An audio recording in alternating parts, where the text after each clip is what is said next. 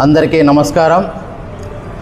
ఆంధ్రప్రదేశ్ రాష్ట్రంలో కూటమి ప్రభుత్వం ఏర్పడినప్పుడు నుంచి ఈరోజు వరకు పేదల రక్తాన్ని తాగుతూ పైచాచిక ఆనందం పొందుతున్న తరుణంలో ఆంధ్రప్రదేశ్లో గత ప్రభుత్వం వైఎస్ రాజశేఖర రెడ్డి గారి ఆశయ సాధనతో జగన్మోహన్ రెడ్డి గారు స్థాపించిన మెడికల్ కాలేజీలను సైతం పేదవాళ్లకు విద్య అనేది అందాలని, పేదవాళ్ళు ఉన్నత చదువుకి ఎదగాలని, వైద్యం విషయంలో అయితేనేమి ప్రతి ఒక్క సంక్షేమ ఫలాలు అందించడంలో వైఎస్ఆర్ ప్రభుత్వం చాలా ముందంజలో ఉందని తెలియజేస్తూ, అలాంటి మెడికల్ కాలేజీని ఈరోజు ప్రైవేటీకరణ చేస్తూ ఈ కూటమి ప్రభుత్వం పైచాచిక ఆనందం పొందుతున్నది. అందులో భాగంగా అనంతపురం జిల్లాలో ఎస్సీసెల్ వైఎస్ఆర్సీపీ విభాగం తరపున 30వ తారీఖు ధర్నా కార్యక్రమం పెట్టడం జరిగింది.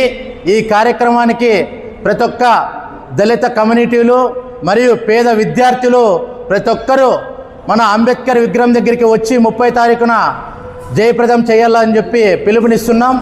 అదేవిధంగా ఆంధ్ర రాష్ట్రంలో అసెంబ్లీలో విశేషణ జ్ఞానం కోల్పోయినటువంటి మెంటల్ హిందూపురం ఎమ్మెల్యే అయిన బాలకృష్ణ గారు జగన్మోహన్ రెడ్డి గారిని తన విశేషణ జ్ఞానం కోల్పోయి అన్పార్లమెంట్ వర్డ్స్ యూజ్ చేయడం జరిగింది. అయ్యా బాలకృష్ణ గారు, ఈరోజు విద్యార్థులకు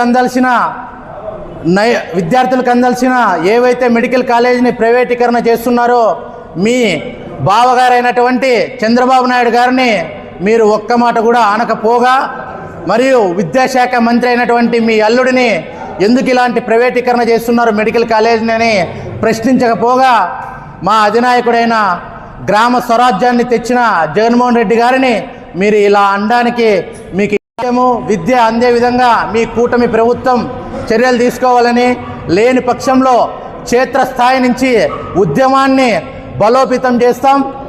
గ్రామాలకి మీరు చేస్తున్న అరాచక పాలనని ముందుకు తీసుకెళ్ళి ఎక్కడికక్కడ మీ యొక్క అరాచక పాలనకి అడ్డుకట్ట చేస్తామని ఈ సందర్భంగా మిమ్మల్ని హెచ్చరిస్తున్నాం.